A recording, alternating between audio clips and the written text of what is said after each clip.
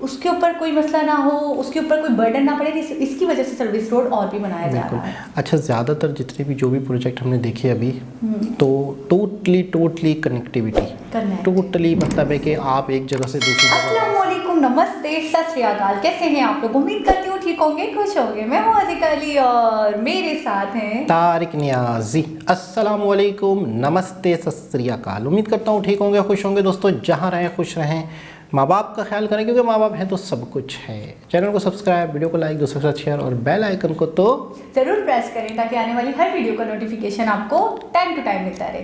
आज की हमारी वीडियो है बहुत ही interesting, completing project in 2021 and new project in India 2022। So start करते हैं अपनी वीडियो को, लेट्स स्टार्ट। ओके गाइस, तो वीडियो का टाइटल है 2022 completing Indian mega projects, upcoming new projects. So start करते हैं। हेलो दोस्तों, स्वागत है आपका एक नई वीडियो में। तो 2021 बस अब खत्म होने वाला है और इसी के साथ हम लोग चले जाएंगे 2022 में। इस साल इंडिया के अंदर काफी सारे मेगा प्रोजेक्ट्स को गवर्नमेंट ने कंप्लीट किया है। मैंने एक वीडियो भी इस पर बनाई थी, लेकिन आज की इस वीडियो में ये जानेंगे कि 2022 के अंदर यानी अगले आने वाले साल में भारत के अंदर कौन कौन से प्रोजेक्ट्स खत्म होने वाले हैं, यानी ऐसे प्रोजेक्ट्स जो बस अब अपनी आखिरी पड़ाव तक पहुंच गए हैं लेकिन इस साल खत्म नहीं हो पाए। जानेंगे कुछ ऐसे ही भारत के प्रोजेक्ट्स के बारे में। हेलो दोस्तों, मेरा नाम है दीपक, आप देख रहे हैं इट्स इनक्रेडिबल फॉर यू। तो आइए शुरू करते हैं।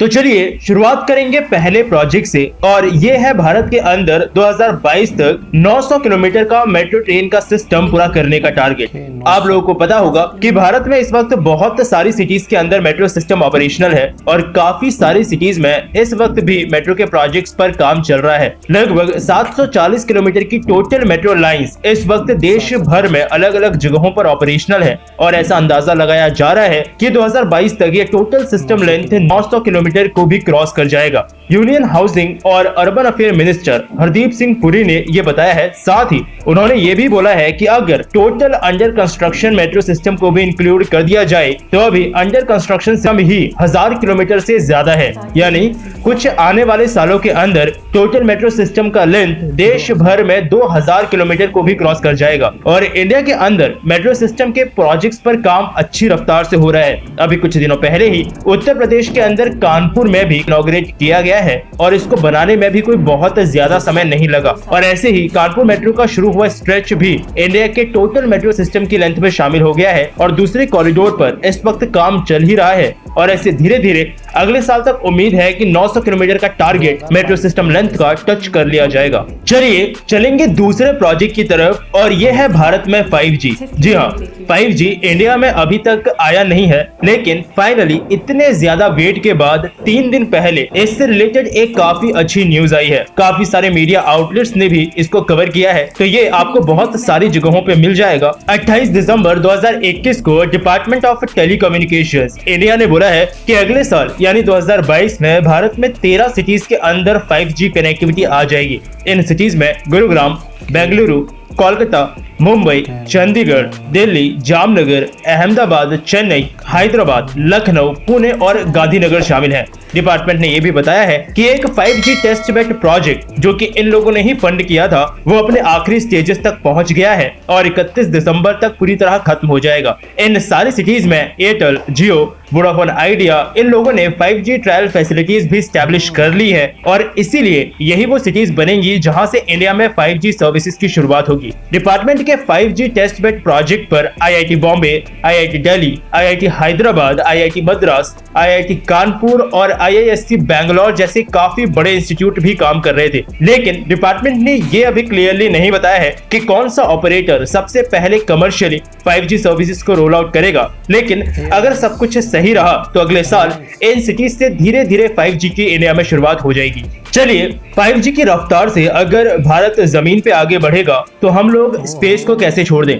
वहां भी तो रेस 5G की रफ्तार से ही करनी पड़ेगी और इसीलिए एक और प्रोजेक्ट जो प्लान है अगले साल के लिए वो है चंद्रयान 3। वैसे ये प्रोजेक्ट इसी साल लॉन्च हो जाना था, लेकिन कोरोना वायरस की वजह से इंडिया ने इस साल बहुत कुछ देखा, इसलिए कोई चांस ही नहीं था कि इसरो चंद्रयान 3 को इस साल पूरा कर पाता। हमारा चंद्रयान, शुक्रयान, गगनयान सारे प्रोजेक्ट्स बहुत डिले कर दिए कोरोना वायरस ने, लेकिन एटलीस्ट चंद्रयान 3 को अभी भी 2022 के लॉन्च की प्लानिंग के हिसाब से रखा गया है और एटलीस्ट हम लोग प्रे कर सकते हैं कि इस बार ये प्रॉपरली काम कर जाए और किसी प्रॉब्लम की वजह से इसे फिर से डिले ना करना पड़े।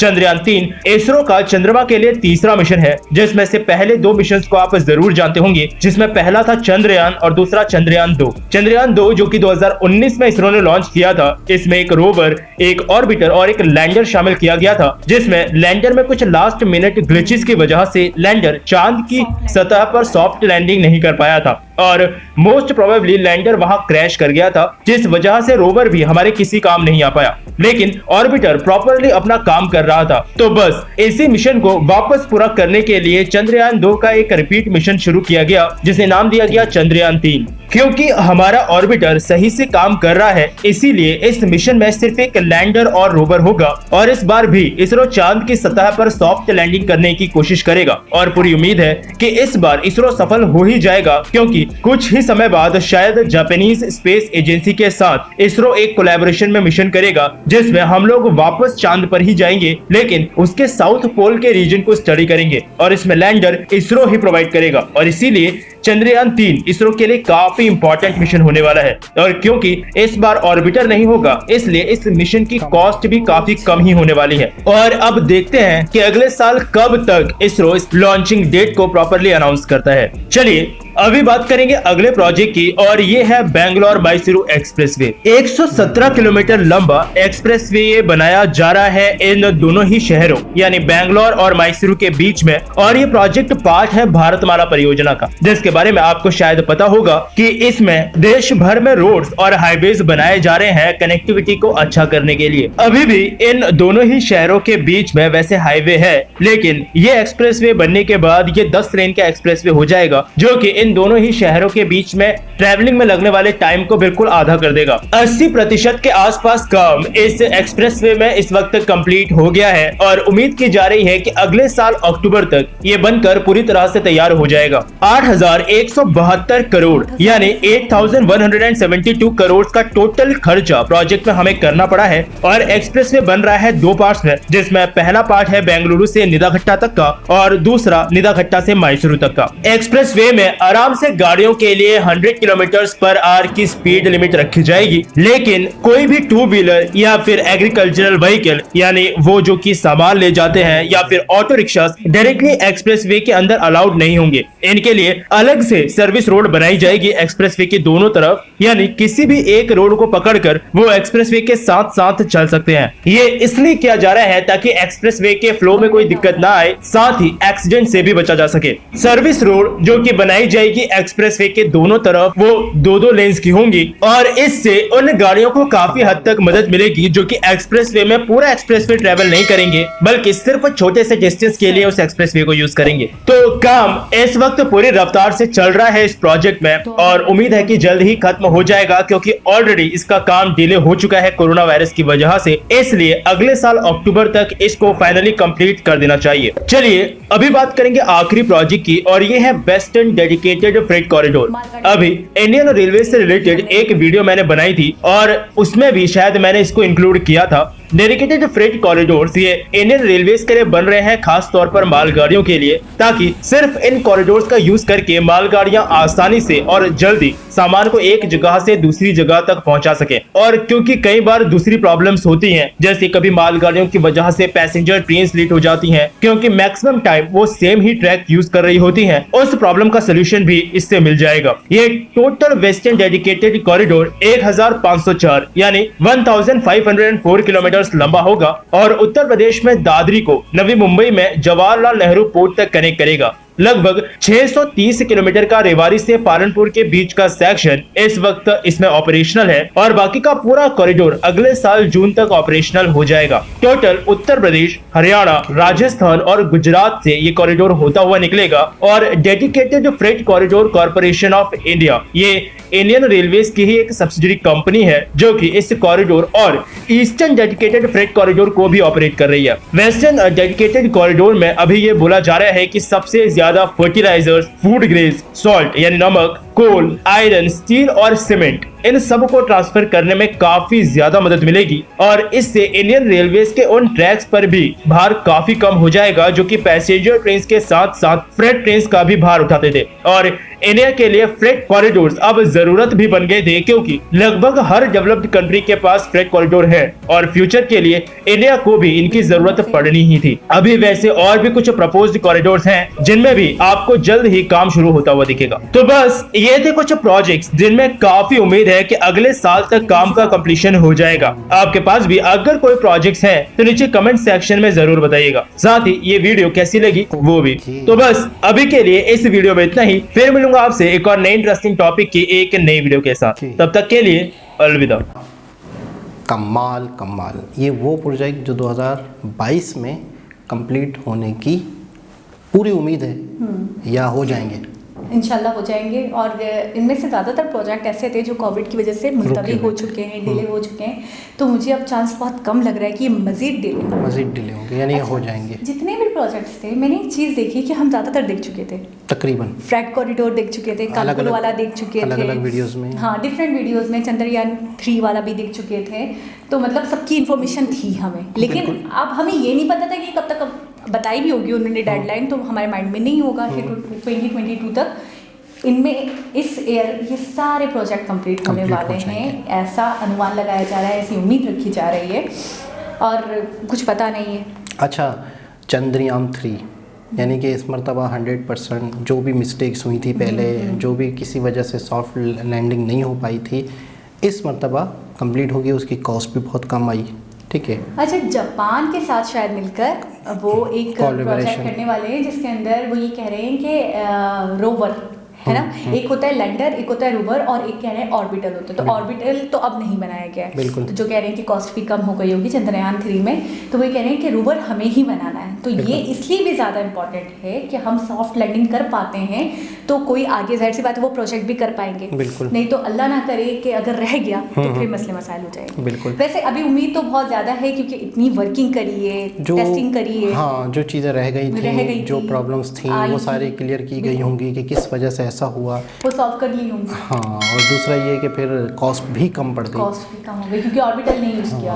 अच्छा, ये एक बहुत बड़ा मतलब है कि इनका एक वो वाला है फ्रेट कॉरिडोर के बारे में, बहुत अच्छा इनका एक विचार है कि उनकी वजह से हमने बहुत डिटेल से ये वीडियो देखी थी, उसकी वजह से अक्सर खान सर की वीडियो बिल्कुल क्योंकि उन्होंने बताया था।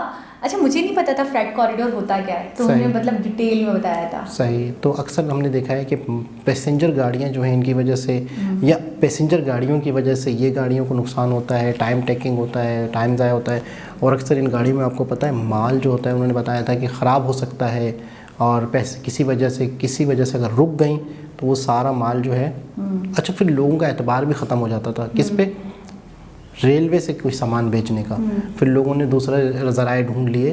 तो हमें बड़ी हैरत हुई थी इस बात पे सुन के कि ज़्यादा तो फ़ायदा इसी से होता है, ज़्यादा अर्निंग तो इस फ्रेट कॉरिडोर से आपको मिलती है। और एक्सपेंस कहाँ होता है? पैसेंजर गाड़ियों पे, यानी कि पैसेंजर गाड़ी पे हम ज़्यादा खर्च कर रहे हैं, पैसेंजर गाड़ियों के लिए ज़्यादा ट्रैक देख रहे हैं, जबकि फ्रेट कॉरिडोर के लिए हमारी तवज्जो ही नहीं थी। अच्छा, प्राइवेट सेक्टर्स, खान सर ने बताया था अपनी वीडियो में, प्राइवेट सेक्टर्स भी अगर काम कर रहे हैं तो मेट्रो वगैरह के लिए कर रहे हैं, बिल्कुल ऐसा ही है, ठीक है, अपना इन्वेस्टमेंट वहाँ कर रहे हैं, यहाँ कोई इन्वेस्ट नहीं कर रहा है, यहाँ ये जैसे चल रहा है।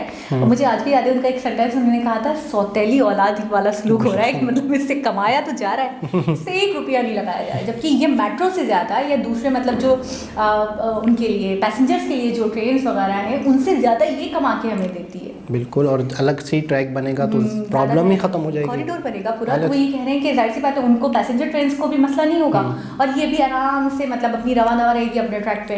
बेंगलोर मैसूर एक्सप्रेस, अच्छा ये एक ज़बरदस्त वो है कि या तो एक्सप्रेस होता है या नॉर्मल वे होता है, हाईवे होता है, रोड होता है, हाईवे होता है, ठीक है ना, उसमें नॉर्मल सारी गाड़ियाँ चलती हैं, और एक होता है एक्सप्रेस जिसपे सिर्फ हाई स्पीड गाड़ियाँ चलेंगी, नॉर्मल जो पैसेंजर या लोडर गाड़ियाँ नहीं होंगी, ठीक है ना। उनके लिए सर्विस रोड अलग से तो बनाया ये एक बहुत अच्छा देखा मुझे, मैंने एक नई चीज़ देखी कि उसी रोड के साथ ही सर्विस रोड बन, कमाल, मतलब बहुत अच्छा, हमारे यहाँ नहीं कहीं सर्विस रोड है, मैंने तो नाम सुना। नहीं, सर्विस रोड ऐसे होते हैं कि जैसे हम रोड होते हैं तो उसमें सर्विस रोड भी होता है, ये भी होता है, तो तय नहीं होता कि आप। मैं आपसे पूछना चाह रही हूँ कि ऐसे कोई बहुत बड़ा सा हाईवे और एक्सप्रेसवे और साइड में कोई सर्विस रोड इसलिए होता है कि कोई गाड़ी ख़राब हो जाती है या कोई गाड़ी स्लो चलना चाहती है या कोई मतलब साइड पे चलती है, सर्विस रोड बनाए जाते हैं, लेकिन एक्सप्रेस रोड अलग होते हैं और नॉर्मल रोड अलग होते हैं नॉर्मल गाड़ियों के लिए।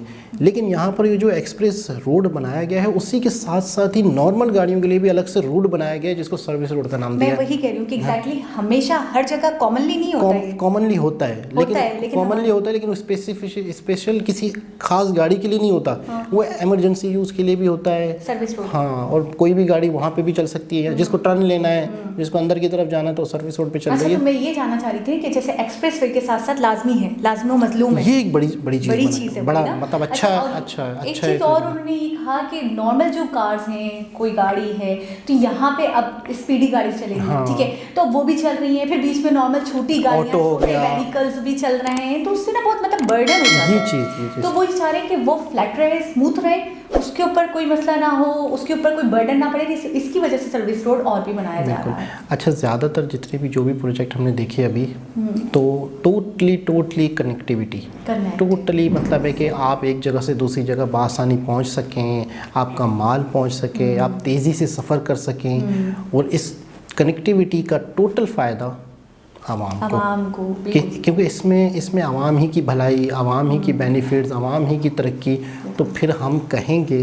कि इंडिया तरक्की नहीं करेगा तो कौन करेगा। बिल्कुल। अच्छा, स्पेस से भी रिलेटेड था, लेकिन वो मैं ही कहूँगी वो प्रोजेक्ट भी बहुत इंपॉर्टेंट है स्पेस वाला, क्योंकि पहले भी एक दफ़ा सॉफ्ट लैंडिंग नहीं कर पाए तो उसको लेकर बहुत ज़्यादा मतलब अब तो कॉन्शियस होगा ना, कोई भी इंसान अगर एक दफ़ा ना कर पाए तो सेकंड टाइम में तो वो कहता है कि मैं अपनी भरपूर जद्दोजहद कर दूँ, अपनी भरपूर मेहनत लगा दूँ, और मेरी तो यही शुभकामनाएं है कि इस बार सॉफ्ट लैंडिंग हो जाए। बिल्कुल, और इसके कई बेनिफिट, क्योंकि आने वाला दौर तो यही है। आगे अब जो एक दूसरे से जो मुकाबले हैं कंट्रीज़ के, वो ज़मीन पर नहीं है, वो सैटेलाइट हैं, आईटी है, ये सारी चीज़ें हैं। अगर आप यहाँ पर इसको मैदान समझेंगे तो ये अब मैदान नहीं रहा, मैदान कुछ और हो चुका है जो इंडिया समझ चुका है।